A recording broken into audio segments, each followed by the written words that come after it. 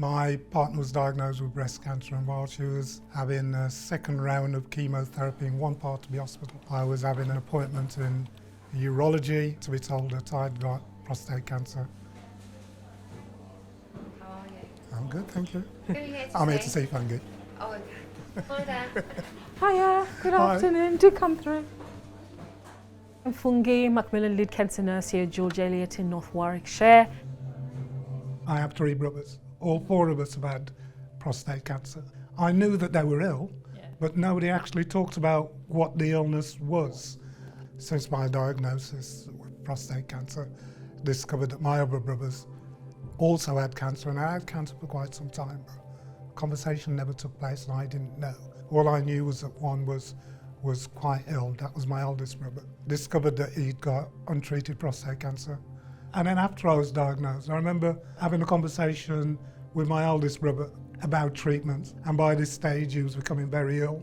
And he just said, I'm not having drugs, I'm not having surgery, I know that I can eat myself well. And you know, as a consequence, he died 2 years ago because it was left on treatment.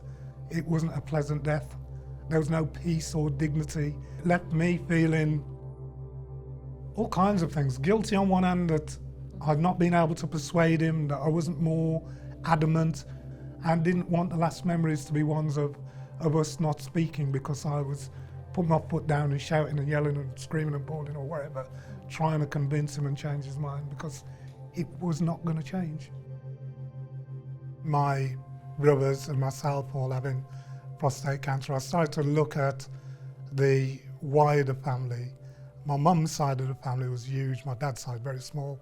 No cousins on my dad's side, but over 100 first cousins on my mum's side. And I've discovered that in 3 generations, there are 56 of us who've had prostate cancer. Wow. It's only now, for example, that the NHS is starting to a discussion the other day about genetic testing and prostate cancer. I'm guessing there must be a genetic link given the numbers, the sheer numbers over 3 generations. We know that people that have conversations with their families are 4 times more likely to be aware of signs and symptoms, also able to seek help and support in a timely manner, and so their outcomes and experiences are much better. I'd certainly recommend that people are persistent because it's your health, it's in your interest. Perceptions and stereotypes can be so draining. As a black man, I'm assertive, I'm seen as aggressive. I deliberately and consciously, quite often I'll sit on my hands so there's no hand movement. I'll concentrate on lowering my tone so it's very low so there's no perception that I'm being aggressive, but I'm still told to keep my voice down. I think it's about healthcare professionals being aware of the impact that bias has on the experience of patients and outcomes as well. So as a healthcare professional, it's how I'm speaking to people, seeing who they are, being responsive to their needs, but at the same time being aware that if there are any biases, any prejudices that I have, that I actually leave them at the door because they have a whole impact on how patients experience me as a healthcare professional, but also how they then begin to view the healthcare service moving forward. A pair of us hobbling about. I know. Where are we going to? We're just going left to the information centre. The figure's showing that it's closer to 1 in 3 black 3. men rather than 1 in 4. Yeah. It's really important, I think, to have representation of men, especially with prostate cancer, given the significance.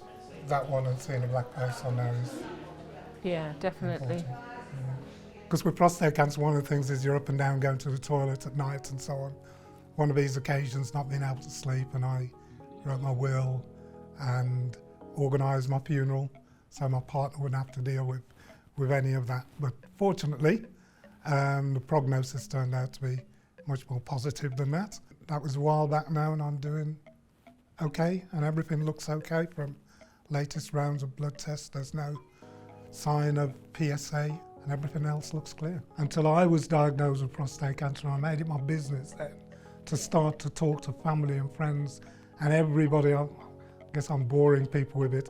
The amount of people that I tell, look, go and get yourself checked out. You're at the age where you're at greater risk. We're more than twice as likely to develop it. It's likely to be more aggressive, And the earlier you can catch it, the better the outcome for you. Places I always send people to is Macmillan and the NHS. Don't go, to Dr. Google for your answers. Go to these trusted sources.